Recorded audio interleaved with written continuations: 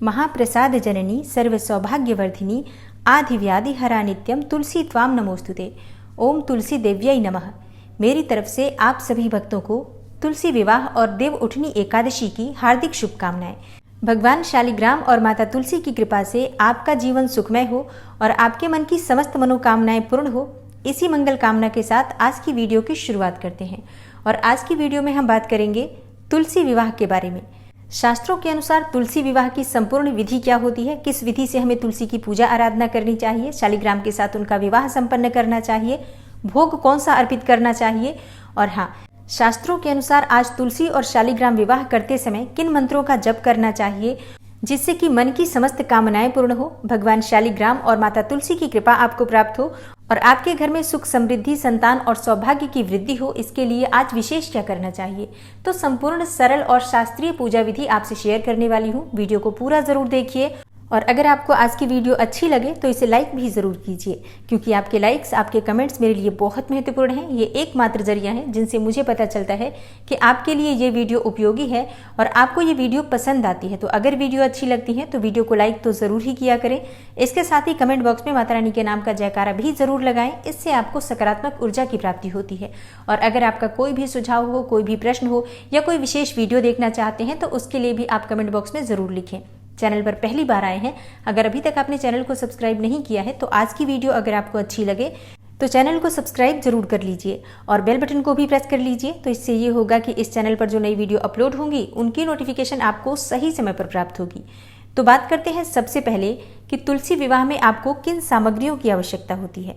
तो देखिए, तुलसी विवाह करते समय सबसे पहले तो पूजा की जो सामग्री होती है वही चाहिए होती है हमें, जो हमारे घर में ही मौजूद होती है, जैसे कि हल्दी, चंदन, ये सब चीज़ें, धूप बत्ती, अगरबत्ती, इत्र, कुछ चीज़ें तो हमारे घर में ही होती हैं और कुछ विशेष सामग्री जो आपको लेकर आनी होती है आज के दिन, जैसे कि भगवान को भोग अर्पित करने के लिए ऋतुफल, जो भी इस समय सीजनल फ्रूट्स मार्केट में अवेलेबल हैं, वो सभी फ्रूट्स आप लेकर आ सकते हैं, जैसी भी आपकी सामर्थ्य है।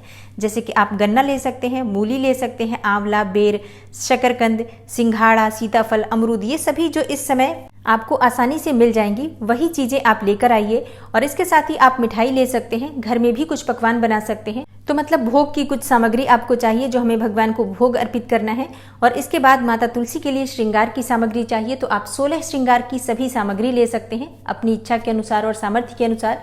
माता तुलसी को अर्पित करने के लिए लाल चुन्नी चाहिए, लाल चूड़ियाँ चाहिए, सिंदूर चाहिए और बिंदी, मेहंदी, महावर, आलता, ये सभी चीज़ें आप ले सकते हैं। मतलब जितनी भी आपकी सामर्थ्य, आप चाहे तो बिछुए अर्पित कर सकते हैं, चाहे तो आप पायल भी अर्पित कर सकते हैं चांदी की, ये पूरी तरह से आपके ऊपर निर्भर करता है। और भगवान शालिग्राम के लिए पीले वस्त्र आपको चाहिए और भगवान शालिग्राम के लिए पीले रंग का पटका भी चाहिए, जिससे कि हमें गठबंधन करना होता है तुलसी और शालिग्राम का। पंचमेवा ले लीजिए, क्योंकि माता की गोद भराई करनी होती है तो उसके लिए हमें पंचमेवा चाहिए। और पंच पल्लव चाहिए कलश पर रखने के लिए। आप चाहे तो आम के पत्ते या अशोक के पत्ते ले सकते हैं। आम या अशोक के पत्ते ना मिले तो आप पान के पत्ते का भी प्रयोग कर सकते हैं। और पूजा के लिए लाल और पीले रंग के पुष्प चाहिए। लाल रंग के पुष्प माता तुलसी के लिए और पीले रंग के पुष्प भगवान शालिग्राम को अर्पित करने के लिए। तो इस प्रकार से ये सभी सामग्री आप एकत्रित कर लीजिए। उसके बाद जिस स्थान पर आपको तुलसी और शालिग्राम का विवाह करना है उस स्थान पर आप पहले से ही थोड़ी साफ सफाई कर लीजिए। और उसके बाद वहां पर आपको रंगोली बनानी है। आप चाहें तो आज अपने घर के मुख्य द्वार पर भी रंगोली बना सकते हैं, घर के मंदिर में भी रंगोली बना सकते हैं। और घर के मुख्य द्वार पर तोरण अवश्य बांधना है। आम के या अशोक के पत्ते घर में तोरण के स्वरूप में मुख्य द्वार पर जरूर लगाना चाहिए। जैसा कि आप देखते हैं कि जब भी शादियां होती हैं तो घर के मुख्य द्वार पर तोरण बांधा जाता है और मुख्य द्वार को पुष्पों से भी सजाया जाता है। तो आप चाहें तो ये सभी चीजें कर सकते हैं। देखिए, घर में उत्सव का सा माहौल लगना चाहिए कि किसी बेटी की शादी है। तो अपनी तरफ से आप अपने घर की साज सजावट जितनी भी आपकी इच्छा हो और सामर्थ्य हो आप जरूर कर लीजिए। और शाम के समय गोधूली वेला में ही तुलसी और शालिग्राम का विवाह संपन्न किया जाता है। आप एकादशी के दिन भी कर सकते हैं और द्वादशी के दिन भी कर सकते हैं, या फिर इन दोनों दिनों में नहीं कर पाते हैं तो आप पूर्णिमा के दिन भी कर सकते हैं। और ये सभी दिन शास्त्रों के अनुसार श्रेष्ठ होते हैं, तो परेशान होने की बिल्कुल भी आवश्यकता नहीं है। जिस दिन भी आपकी सुविधा हो आप तुलसी विवाह संपन्न कर सकते हैं। तो जिस दिन आपको विवाह करना है उस दिन तुलसी विवाह से पहले परिवार के सभी सदस्य स्नान कर लें, अच्छे से साफ स्वच्छ वस्त्र धारण कर लें, संभव हो तो नए वस्त्र धारण करने चाहिए। और जिस स्थान पर तुलसी विवाह करना है उस स्थान पर परिवार के सभी सदस्य एकत्रित हो जाएं और इसके बाद तुलसी और शालिग्राम को एक चौकी पर स्थापित कीजिए। देखिए, तुलसी एक गमले में है और शालिग्राम एक आसन पर होंगे। एक ही चौकी पर आप चाहें तो विराजित कर सकते हैं या फिर आप अलग अलग चौकियों पर भी शालिग्राम और तुलसी को विराजित कर सकते हैं। तो अपनी इच्छा के अनुसार, अपनी सुविधा के अनुसार आप देख लीजिए। दोनों का आसन एक सार होना चाहिए, एक ऊंचाई पर होना चाहिए, इस बात का ध्यान रखिए। और शालिग्राम तुलसी के दाईं तरफ विराजित होंगे, इस बात का भी ध्यान रखिए। और चौकी पर लाल या पीले रंग का कपड़ा बिछा लीजिए। उसी के ऊपर आपको शालिग्राम और तुलसी की स्थापना करनी है। और किसी भी पूजा में, किसी भी विवाह में कलश की स्थापना अत्यंत आवश्यक होती है। तो सबसे पहले कलश की स्थापना कर लीजिए। तो एक पात्र लेना है, उसमें गंगा जल डाल दीजिए, उसके बाद शुद्ध जल से उसे भर दीजिए और कलश के अंदर आपको एक सिक्का डालना है, एक सुपारी डालना है, एक साबुत हल्दी डालनी है और लौंग इलायची आप चाहें तो डाल सकते हैं। इस तरह से आप ये सभी चीजें डालकर कलश की स्थापना कीजिए। कलश के ऊपर आपको पंच पल्लव रखना है, मतलब आम या अशोक के पत्ते कलश के ऊपर रखकर उसके ऊपर आपको पूर्ण पात्र रखना है। पूर्ण पात्र बहुत आवश्यक होता है, मतलब कलश के ऊपर आपको एक प्लेट रखनी है या फिर आप चाहें तो मिट्टी का ढक्कन रख सकते हैं, उसमें आपको चावल रखना है या फिर आप गेहूं भी रख सकते हैं। अब बहुत से भक्तों का प्रश्न होता है कि एकादशी के दिन हम चावल का प्रयोग किस प्रकार से कर सकते हैं। तो देखिए, एकादशी के दिन चावल खाना वर्जित होता है, मतलब हम चावल खा नहीं सकते हैं। ये बात मैं पहले भी आप लोगों को बता चुकी हूँ कि चावल एकादशी के दिन हमें खाना नहीं चाहिए, लेकिन हम पूजा में प्रयोग कर सकते हैं। सिर्फ भगवान श्री हरि विष्णु को हम अक्षत अर्पित नहीं करते हैं, चावल अर्पित नहीं करते हैं, बस इस बात का ध्यान रखना होता है। ऐसा नहीं है कि हम किसी भी देवी देवता की पूजा में चावल का प्रयोग नहीं करेंगे। तो पूर्ण पात्र में आप चावल रख सकते हैं, संशय की कोई बात नहीं है। लेकिन फिर भी अगर आपके मन में संशय है तो आप गेहूं रख दीजिए, कोई समस्या नहीं है। और पूर्ण पात्र के ऊपर आपको एक नारियल रखना है। नारियल में आप कलावा लपेट सकते हैं, चाहे तो लाल चुन्नी भी लपेट सकते हैं। अब आपकी कलश की स्थापना हो गई है। और हाँ, कलश की स्थापना करने से पहले अपने सामने एक शुद्ध घी का या तिल तेल का दीपक भी अवश्य प्रज्वलित कर लीजिए। इसके बाद गौरी गणेश की स्थापना की जाती है। तो अगर आपके पास गौरी गणेश की मूर्ति है तो आप उनकी स्थापना करके पूजा कर सकते हैं, और नहीं है तो सुपारी पर आप कलावा लपेटकर और गणेश जी की स्थापना कर सकते हैं। और इसके साथ ही मिट्टी की या गोबर की गौरी बनाकर भी एक साथ दोनों को रखकर और विधिवत उनकी पूजा कर सकते हैं। सबसे पहले गौरी गणेश का ही पूजन होता है किसी भी पूजा में, तो पंचोपचार विधि से गौरी गणेश का पूजन कर लीजिए। सबसे पहले थोड़ा सा जल अर्पित कर दीजिए, फिर अक्षत पुष्प धूप दीप दिखाकर और थोड़ा सा भोग अर्पित करके गौरी गणेश का पूजन हो गया। इसके बाद आपको इसी प्रकार से कलश की भी पूजा करनी है। पंचोपचार विधि से धूप दीप अक्षत पुष्प दिखाकर कलश की पूजा कर लीजिए। अब आपको तुलसी और शालिग्राम की पूजा करनी है, उनका विवाह संपन्न करना है। तो विवाह की रस्मों में सबसे पहले हल्दी की रस्म होती है। थोड़ी सी हल्दी ले लीजिए, उस हल्दी में आपको थोड़ा सा गुलाब जल या गंगा जल मिला लेना है और इस हल्दी में से सबसे पहले शालिग्राम को आप अर्पित करेंगे। और हल्दी लगाने के लिए आप चाहें तो एक आम के पत्ते का प्रयोग कर सकते हैं या फिर आप अपनी अनामिका उंगली से भी अच्छी तरह से शालिग्राम को हल्दी लगा दीजिए। उसके बाद तुलसी की जड़ में, तुलसी के पत्तों में आप हल्दी अर्पित करेंगे और उसके बाद शालिग्राम का अभिषेक किया जाएगा। तो आप चाहें तो पंचामृत से अभिषेक कर सकते हैं, कच्चे दूध से कर सकते हैं और उसके बाद शुद्ध जल से, गंगा जल से शालिग्राम का अभिषेक कीजिए। और अब एक बहुत बड़ा प्रश्न है कि अगर हम एकादशी के दिन तुलसी विवाह संपन्न कर रहे हैं तो तुलसी में हम जल अर्पित कर सकते हैं क्या? देखिए, जब हम विवाह करेंगे तो कन्या का स्नान तो कराना पड़ेगा, इसलिए एकादशी होने के बावजूद भी आज हम तुलसी का अभिषेक करेंगे, तुलसी में जल अर्पित करेंगे। और अगर आपने पंचामृत से शालिग्राम का अभिषेक किया है तो सबसे पहले थोड़ा सा पंचामृत भी आप तुलसी को अर्पित करेंगे, उसके बाद जल से उनका अभिषेक कराएंगे। तो जिस प्रकार से आप शालिग्राम का अभिषेक कर रहे हैं वो सभी विधियां आपको तुलसी के लिए भी करनी है और इसमें आपको कोई दोष नहीं लगेगा, विश्वास रखिए। और अभिषेक करने के बाद वस्त्र अर्पित किया जाता है। तो आप शालिग्राम को पीले रंग के वस्त्र अर्पित करें, पीला पटका उन्हें धारण कराएं और तुलसी को लाल चुन्नी अर्पित करें।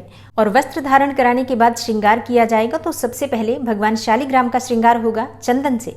चंदन से भगवान शालिग्राम को तिलक कीजिए, उनका श्रृंगार कीजिए, यज्ञोपवीत उन्हें धारण कराइए। और इसके बाद वरमाला की रस्म होती है। तो सबसे पहले आपको चाहिए 2 फूलों की माला, एक माला तुलसी के लिए और एक माला भगवान शालिग्राम के लिए। और सबसे पहले तुलसी से एक माला स्पर्श करा लीजिए और भगवान शालिग्राम को धारण करवा दीजिए। और इसके बाद भगवान शालिग्राम से माला को स्पर्श कराकर और तुलसी को धारण करवा दीजिए। वरमाला की रस्म पूरी हो गई और इसके बाद आपको गठबंधन करना है। तो भगवान शालिग्राम का पटका और माता तुलसी की चुनरी में आपको गांठ बांधनी होती है। तो इस गांठ में मतलब गठबंधन करते समय आपने देखा होगा कि पंडित जी कुछ चीजें उसके अंदर रखते हैं, थोड़े से पुष्प रखते हैं, थोड़े से अक्षत रखते हैं और इसके साथ ही कुछ पैसे भी रखते हैं। तो तुलसी माता की चुन्नी में आपको थोड़े से पुष्प रखने हैं, लाल या पीले कोई से भी पुष्प रख सकते हैं और थोड़े से सफेद तिल और एक सिक्का रखकर भगवान शालिग्राम के पटके से गठबंधन कर दीजिए। और गठबंधन की रस्म पूरी होने के बाद आप सिंदूर की रस्म करेंगे। तो भगवान शालिग्राम से स्पर्श कराकर ही सिंदूर तुलसी में लगाया जाता है। और सिंदूर की रस्म के लिए आप चाहें तो एक चांदी का सिक्का ले सकते हैं या फिर सोने की एक अंगूठी ले सकते हैं, सोने का छल्ला ले सकते हैं, कोई भी चीज जो आपके पास उपलब्ध हो और उसमें सिंदूर उठाकर भगवान शालिग्राम से स्पर्श कराकर तुलसी की जड़ में अर्पित कीजिए, पत्तों में अर्पित कीजिए। और इस प्रकार से 5 बार या 7 बार आप सिंदूर अर्पित कर सकते हैं शालिग्राम से स्पर्श कराकर तुलसी को। उसके बाद आप चाहें तो अपनी अनामिका उंगली से भी सिंदूर लेकर तुलसी के पत्तों में अर्पित कर सकते हैं। आज तुलसी के हर पत्ते में सिंदूर आप लगा सकते हैं। आज का दिन बहुत श्रेष्ठ होता है। सुहागिन स्त्रियां आज के दिन माँ तुलसी को जितना अधिक सिंदूर अर्पित करती हैं, कहा जाता है कि उतने जन्मों तक वो सौभाग्यवती रहती हैं। और इसके बाद आप शालिग्राम के फेरे करवा सकते हैं। तो कोई भी पुरुष सदस्य जो आपके घर में हो, जैसे कि बड़ा कोई पुरुष सदस्य हो तो वो भी कर सकता है।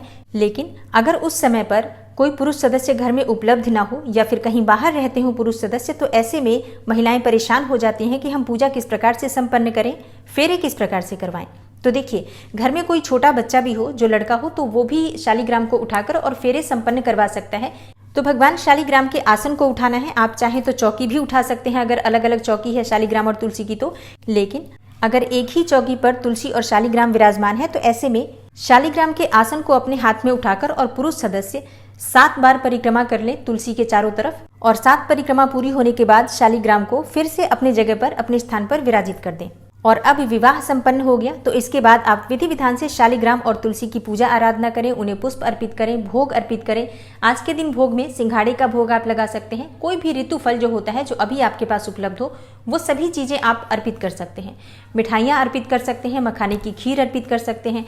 और अगर एकादशी के दिन विवाह कर रहे हैं तो आप अन्न का भोग नहीं अर्पित कर सकते हैं। ऐसे में आप कुट्टू और सिंघाड़े की पूरियां चाहे तो अर्पित कर सकते हैं। और शालिग्राम को बिना तुलसी के भोग अर्पित नहीं कर सकते हैं, तो उनके भोग में तुलसी पत्ता अवश्य होना चाहिए। मतलब एक ही साथ हम भोग अर्पित करेंगे तुलसी और शालिग्राम को, तो तुलसी का पत्ता उसमें अवश्य होना चाहिए। शालिग्राम विराजित है तो उनके आसन पर और उनके मस्तक पर तुलसी दल अवश्य होना चाहिए। इसके अलावा एक विशेष उपाय है जो आज के दिन करना चाहिए। एक दिन पहले से ही तुलसी के पत्ते तोड़कर रखिए और तुलसी के पत्तों की या तुलसी दल की माला बनाकर और भगवान श्री शालिग्राम को अर्पित कीजिए। और उसके बाद अपने मन की कामना कहिए, तो निश्चित ही आपके मन की चाहे जो भी कामना हो पूर्ण होती है। और हाँ, विवाह करते समय मतलब जिस समय से विवाह प्रारंभ होगा, पूजा प्रारंभ होगी, उस समय से लेकर और संपूर्ण होने तक आप मंत्रों का जप करते रहिए। घर में अगर किसी को भी मंगल गीत आते हैं, स्त्रियां हैं और महिलाएं हैं जो घर में मंगल गीत गा सकती हैं विवाह के, तो निश्चित ही आपको मंगल गीत गाकर तुलसी और शालिग्राम का विवाह संपन्न करवाना चाहिए। और मन में अगर कोई विशेष मनोकामना है तो भगवान शालिग्राम और तुलसी का विवाह संपन्न होने के बाद वहीं बैठकर विष्णु सहस्त्र नाम का पाठ करना चाहिए, तुलसी नामाष्टक का पाठ करना चाहिए। इससे आपके मन की समस्त कामनाएं पूर्ण होती हैं। और बात करें कि सुहाग की सामग्री हमें कब अर्पित करनी चाहिए, तो जब आप सिंदूर अर्पित कर देते हैं उसके बाद आपको सभी सुहाग की सामग्री माँ तुलसी को अर्पित करनी चाहिए। आप चाहे तो उन्हें धारण करवा सकते हैं, जैसे कि थोड़ी सी चूड़ियाँ तुलसी के तनों में बांध सकते हैं, सिंदूर उन्हें लगा सकते हैं, पत्तों पर बिंदी लगा सकते हैं, मेहंदी लगा सकते हैं। इस प्रकार से जितना संभव हो उन्हें अर्पित करना चाहिए। उनके पत्तों पर और उनके जड़ में आपको ये सभी चीजें लगानी चाहिए। महावर, आलता जो भी आपके पास है, थोड़ा थोड़ा तुलसी में जरूर लगा दीजिए। और सुहाग की सभी सामग्री अर्पित करने के बाद ही फेरे करवाए जाते हैं। तो तुलसी और शालिग्राम के विवाह की संपूर्ण शास्त्रीय और सरल विधि यही है। इसके अलावा आप चाहें तो हवन कर सकते हैं एक छोटा सा। और हवन पूर्ण करने के बाद, पूजा पूर्ण करने के बाद तुलसी और शालिग्राम की आरती करनी चाहिए। पहले भगवान श्री शालिग्राम की आरती कीजिए, उसके बाद तुलसी की आरती कीजिए। और विवाह आरती पूजा संपन्न होने के बाद तुलसी और शालिग्राम के सामने अपने मन की कामना कहिए। व्रत में, पूजा पाठ में, तुलसी विवाह में किसी भी प्रकार की जाने अनजाने हमसे गलतियां हो जाती हैं, परिवार के किसी भी सदस्य से कोई गलती हुई हो तो इसके लिए क्षमा प्रार्थना कर लीजिए। परिवार का प्रत्येक सदस्य तुलसी के पास जाकर अपना माथा टेके, मतलब मस्तक झुकाकर प्रणाम करें उन्हें। और इसके बाद जो प्रसाद आपने उन्हें अर्पित किया है, आप परिवार के सभी सदस्य मिलकर उसे ग्रहण कर सकते हैं, वितरित कर सकते हैं सभी सदस्यों में। और अब एक बहुत जरूरी बात, चाहे आपने स्वयं से ही तुलसी विवाह संपन्न किया हो, ब्राह्मण ना बुलाया हो, तो भी ब्राह्मण के निमित्त आपको दान की सामग्री जरूर निकालनी है, क्योंकि नियम के अनुसार तुलसी विवाह ब्राह्मण को बुलाकर ही संपन्न कराना चाहिए। अब क्योंकि हम लोग ब्राह्मण को नहीं बुला पाते हैं, इतनी सामर्थ्य नहीं होती है लोगों में, तो स्वयं से ही कर लेते हैं। छोटा सा ये पूजा की तरह हो जाता है एक तरह से। जब हम ब्राह्मण बुलाते हैं तो वो एक विस्तृत तरीके से बहुत बड़े लेवल पे पूजा होती है, बहुत बड़े लेवल पे तुलसी विवाह होता है। तो इतना खर्चा अगर हम नहीं कर पाते हैं और स्वयं से ही तुलसी विवाह संपन्न करते हैं, तो भी हमें चाहिए कि हम ब्राह्मण के निमित्त दान की सामग्री, दक्षिणा के कुछ पैसे और फल इत्यादि जो भी आप दान करना चाहते हैं जरूर ले जाकर दान कर दीजिए। अब एकादशी के दिन अगर आप तुलसी विवाह कर रहे हैं तो एकादशी के दिन दान की सामग्री में आप फलों का दान कर सकते हैं। मतलब जो भी फल मिठाई इत्यादि आप चढ़ा रहे हैं वो चीजें दान में निकाल दीजिए। और फिर द्वादशी के दिन जब आप पारण करेंगे तो पारण से पहले आप दान की सामग्री निकालेंगे, तो ये सभी सामग्री एकत्रित करके एक जगह पर करके और किसी ब्राह्मण को किसी धर्म स्थान में या किसी पुजारी को दान कर दीजिए। ध्यान रखिए, एकादशी का दान हमेशा किसी ब्राह्मण को दिया जाता है, तो शास्त्रीय नियमों का पालन जरूर करना चाहिए। और आशा करती हूँ आज की वीडियो से आपको लाभ अवश्य होगा। अगर आपको वीडियो अच्छी लगी हो, थोड़ी सी भी आपके लिए हेल्पफुल हो, तो वीडियो को लाइक कीजिए, ज़्यादा से ज़्यादा शेयर कीजिए और चैनल पर पहली बार आए हैं तो चैनल को सब्सक्राइब करके बेल आइकन को ज़रूर प्रेस कर लीजिए। मिलती हूँ मैं आपसे अगली वीडियो में, तब तक के लिए नमस्कार।